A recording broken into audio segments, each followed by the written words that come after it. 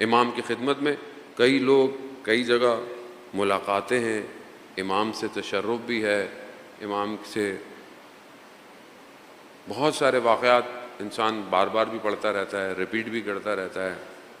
امام سے ملنے کے لیے ضروری نہیں ہے کہ انسان کی کوئی ہائی پوسٹ ہو، ہائی ڈیزگنیشن ہو، نہ، جو بھی ڈیوٹی کر رہا ہو انسان صحیح طریقے سے کرتا ہو۔ آیت اللہ شمس الدین اپنی کتاب میں واقعے کو نقل کرتے ہیں، کوٹ کرتے ہیں، بیان کرتے ہیں کہ ایک شخص حج پہ گیا، اصفہان کا امیر آدمی تھا، پیسے والا تھا، تاجر تھا۔ جیسے ہی زمانے میں لوگ پیدل جاتے تھے، کشتیوں پہ جاتے تھے، لمبے سفر تھے، تو وہ گیا عراق سے ہوتا ہوا، کوفہ کے قریب پہنچا تو بہرحال اس کے مال کھو گیا، اس کا کوئی مایوس ہو گیا، نہ آگے جا سکتا تھا نہ پیچھے۔ مسجد سیلا سے کوفہ کی طرف بڑی نا امیدی میں چل رہا تھا۔ خدا ہم سب کو کوفہ کی زیارت نصیب فرمائے۔ اچانک سے بہرحال اس نے توسل کیا مولا سے کہ مولا میری مدد کیجیے، میرے پاس کچھ نہیں ہے۔ اچانک سے امام کی سواری آئی، امام نے کہا پریشان لگتے ہو؟ کہا نہیں نہیں مولا کوئی پریشانی نہیں ہے، کچھ نہیں ہے، بہرحال آپ آ گئے۔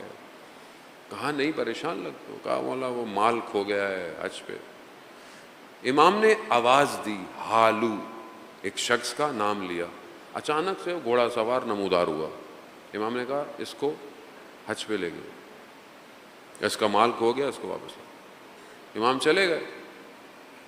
اس شخص نے اسے کہا کل فلانی جگہ پہ آ جانا، کہ وہاں پہنچا، اس کا سامان، اس کا جو مال کھویا تھا واپس لاؤ۔ کہا اس کو کہیں رکھو، کسی مسافر خانے میں رکھو، اور پھر آؤ میں تمہیں حج پہ لے جاؤں۔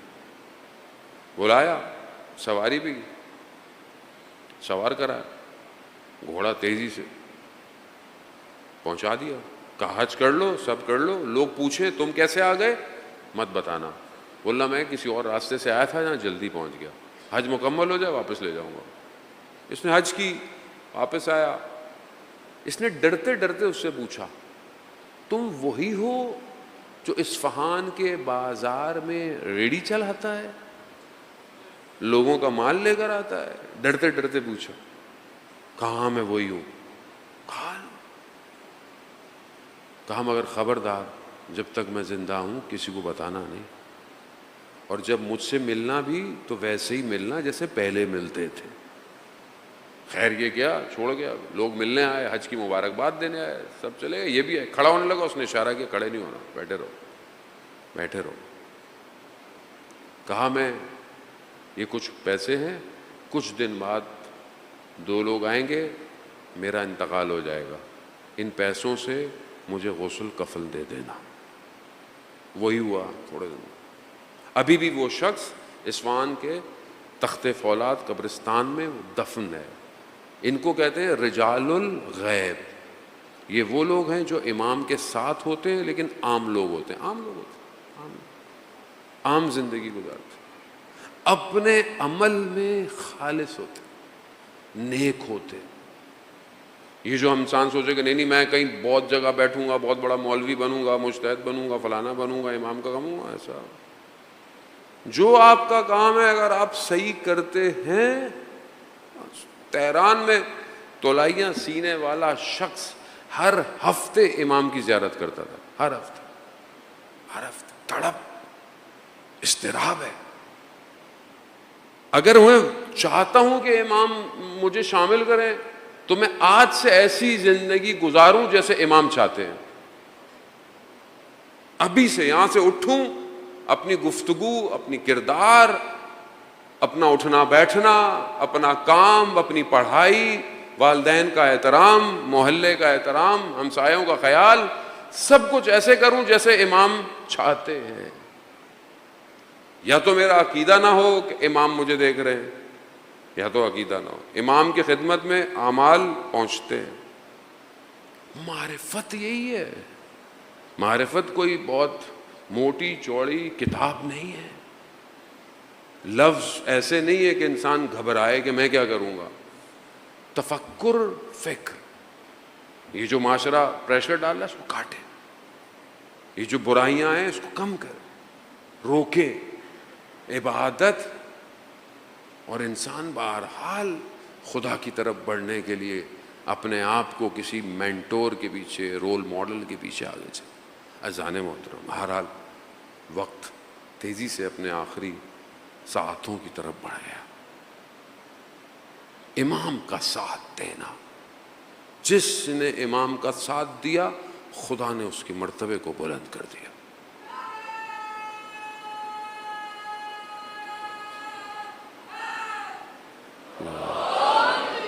کربلا میں ایسی ہستیاں، کربلا میں جنہوں نے اپنا سب کچھ امام کے لیے قربان کر دی۔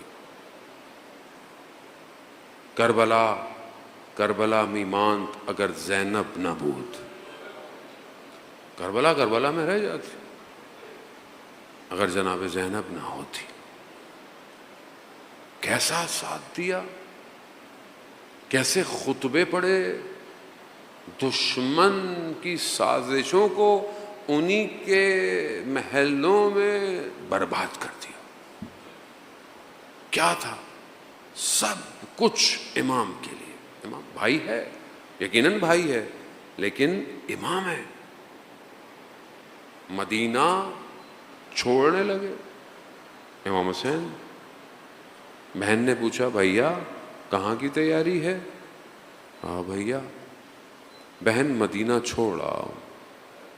کہا آپ جانتے ہیں میں آپ کے بغیر نہیں رہ سکتی؟ کہا ہاں۔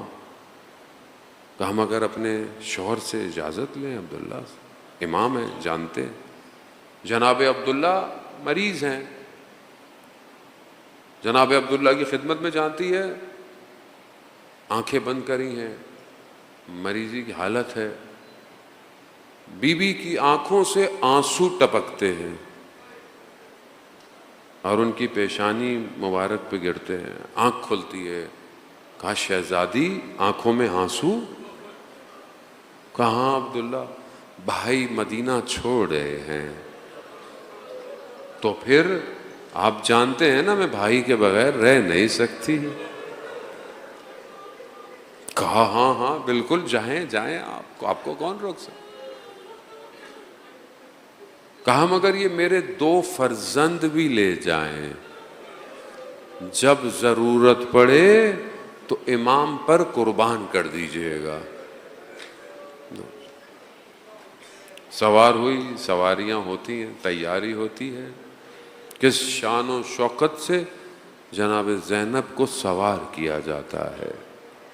ذہن میں ہے نا آپ کے، ایک سواری مدینہ کی تھی، ایک سواری 11 محرم کی تھی۔ پکڑنے والا علی اکبر ہے، جناب عباس ہیں۔ مدینہ تو شان و شوکت ہے نا، محمل ہیں، پردے ہیں، رات کی تاریکی ہے، اور 11 محرم ہے۔ جناب زینب دائیں بائیں دیکھتی ہیں، کہیں عباس کا بدن ہے، کہیں علی اکبر کا بدن۔ اللہ، جس بہن کے 18 بھائی ہوں، اللہ اکبر، اللہ، اب یہ کمال ہے، یہ ہے عبادت، یہ ہے عمل۔ اخیلہ بنی ہاشم، عالمہ غیر معلمہ، علم ہے مگر شجاعت ہے، استقامت ہے۔ ضروری ہے یہ سارے عناصر ملیں تو زینب بنتی ہے، بہت ضروری ہے۔